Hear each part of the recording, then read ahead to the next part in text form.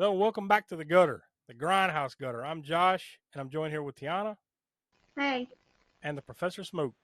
What's up? And we are from the All American Spookshow podcast, which we encourage you to go check out over on aaspookshow.com. And from there, you can also check out all of our past podcast archives. You can also join us on Patreon by going to patreon.com/aaspookshow, become a patron there and get the bonus stuff that we have going on. But right here on the YouTube channel, we have 3 different series that we go in and out of, and you're watching Grindhouse Gutter, of course, where we let the professor pick something that would have played in the grindhouses, the B movies of the drive-ins and stuff like that. You know, back in the mostly 60s, 70s, early 80s, that time period. But we also do Video Vortex, where we talk about stuff from the video days. You know, stuff you would have rented at Blockbuster or your mom and pop shop of the 80s and 90s. And then we also do Hammer Horror and Order, so we encourage you to go check those out. But with that being thrown out there, Smoke, what'd you bring us this month? This kind of, I guess you'd say, crosses the subgenres of the Grindhouse, right? Because it's technically we're getting it in here under exploitation because it's a nunsploitation film, first and foremost. Secondarily, a horror movie.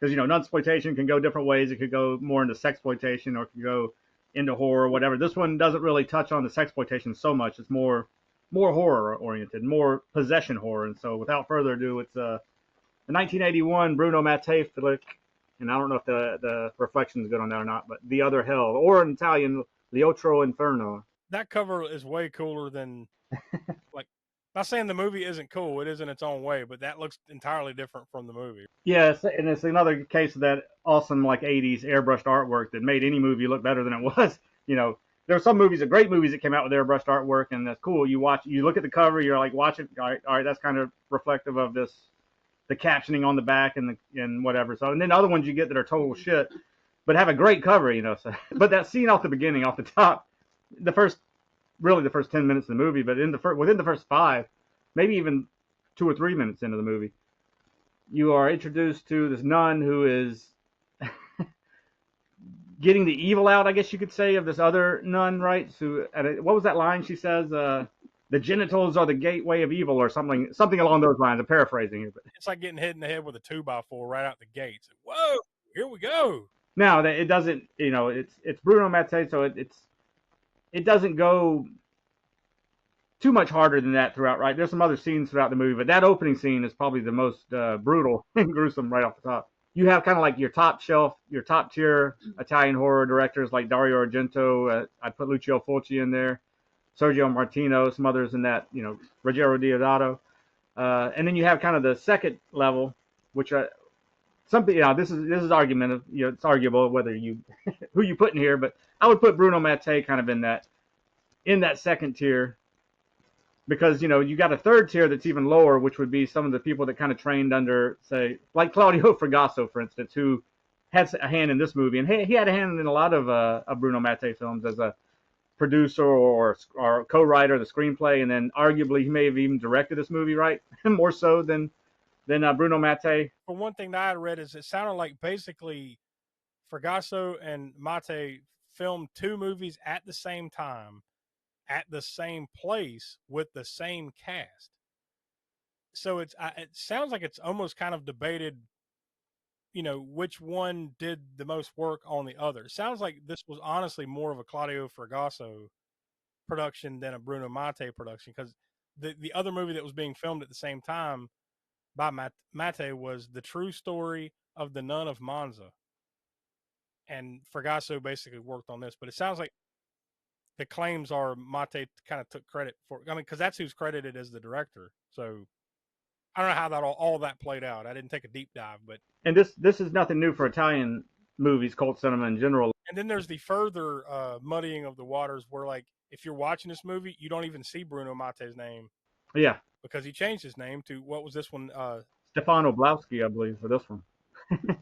Now, this shirt I'm wearing right here, I don't know if you can see it well, it's a Zombie Creeping Flesh, which is a retitling of Night of the Zombies, which has also been called Virus, which has also been called Hell of the Living Dead, another Bruno Mattei film, where he went by the name Vincent Dawn.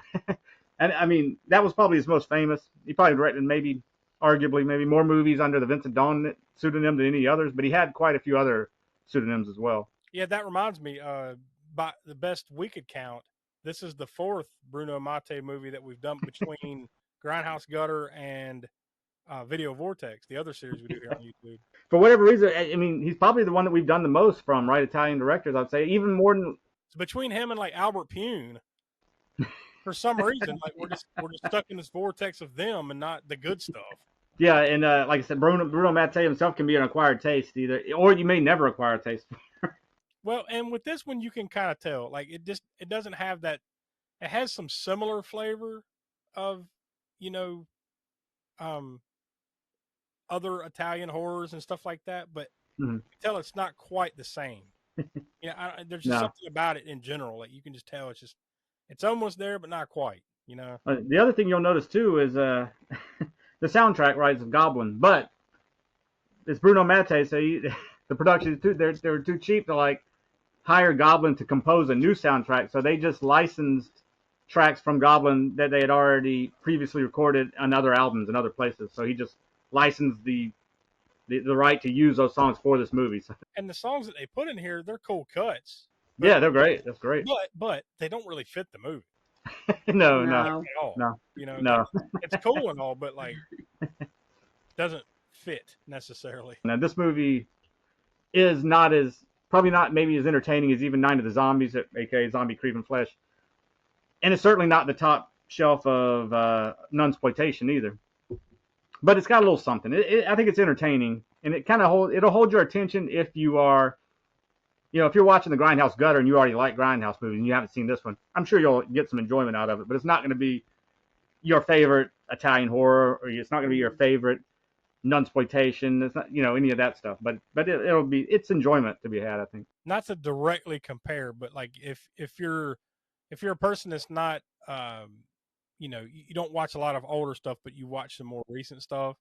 In some ways, it does kind of compare to like the first Omen that came out last year. And what was that other one, Tiana, that was very similar to that? I'm completely blanking on that. Immaculate. Yeah, like I'm not saying it's the same movie, but you can kind of see the comparison. Yeah. If you've watched those more recently and you like that, there's a chance you might want to go back and give this one a spin, right? Yeah, because like I said, the Nunsploitation could go two ways. It could go more in the sexploitation or more in the horror, and this one goes more in the horror because it's really not just Nunsploitation. It's also sort of a not exorcism movie per se, but it's got that possession quality to it, right? I feel like it's exorcism on steroids, and actually in the church. Yeah. Yeah, it's almost like it's beyond one person, though. You know what I mean? It's like it's almost like this, almost like this place is cursed, kind of. Yeah. Story going on, and you've got that comparison to like religion versus science. Kind of thing. Part of the investigation, whatever, into what's going on here. And anybody who's seen a number of Italian films will recognize at least two of the people out of this movie. Like specifically, one really, Carlo De Mejo. He's the father. I can't remember his name right now. But the main male priest in the movie, he's in a ton of movies, like at least 3 or 4 Lucio Fulci movies, from House by the Cemetery to Gates of Hell, aka City of the Living Dead, whichever title you know it as. Contamination. He was in Contamination or Alien Contamination. Are you talking about Carlo De Mejo, which was Father Mercurio? Yeah. Another face, and I can't think of her name right now, but it's the girl, and that's because I only really know her from and she probably is in a bunch of other stuff too, but Buried Alive, that Joe D'Amato classic sickie that we'll have to definitely get in here on the Grindhouse at some point. She was the main girl in there. She's the main one. She's the main nun. She's the one that has the baby. I know they call her Mother, but she was Mother Vincenza. Yeah, fair, yeah. Franca Stoppi. Well, like what we do here on Grindhouse Gutters, we let Smoke do his gutter rating, which is 0 through 10. Basically, the way we describe it is what makes it grindhousey. All the elements that we've just talked about, slap them all together, and you put a 0 through 10 number on it. So we'll let you start with that. What do you think?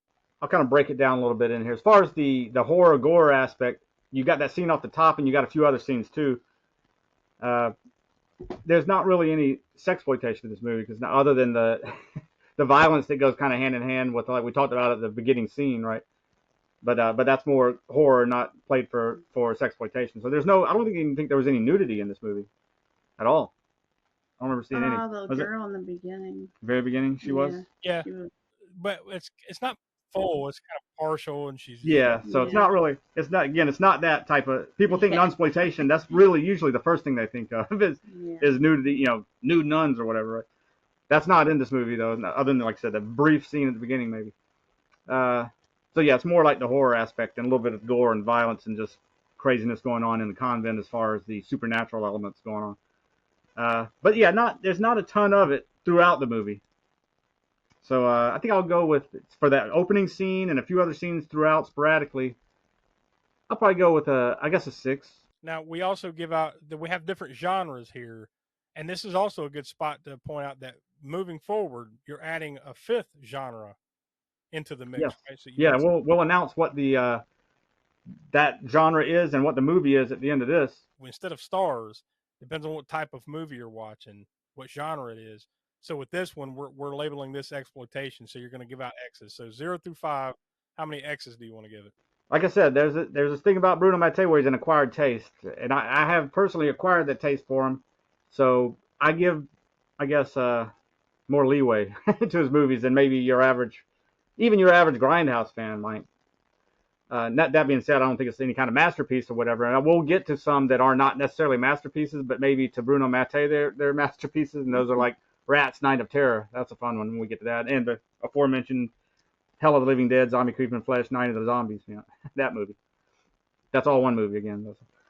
That's the other thing we'll get to. Like, there's a ton. Some of these movies have 10, 15 titles, right? Different titles depending on what area they were released in. And some are released in the same area because there's another thing they would get you to rent the same movie by accident, you know, not knowing because here you've rented it under 2 different titles in the U.S. or whatever. So. But I would go with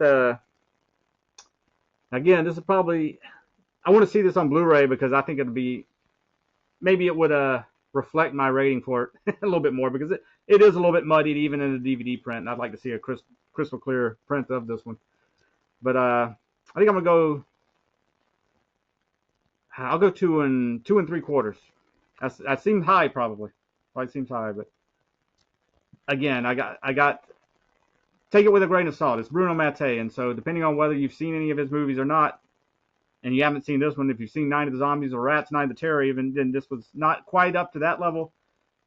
But if you like Italian horror a lot, then I'd say you might find that rating okay. But if you haven't seen a lot of Italian horror, if you're like Will on the show, Will would absolutely hate this movie. I think I don't think you'd find anything enjoyable about this movie probably.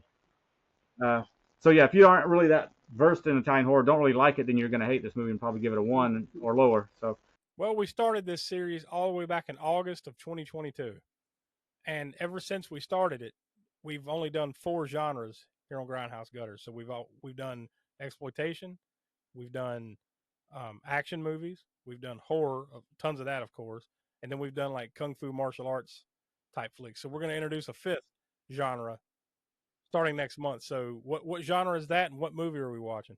Well, it's a genre that we haven't done much of. Even in Cult Corner, we've done a couple, I think, right? At least one, maybe.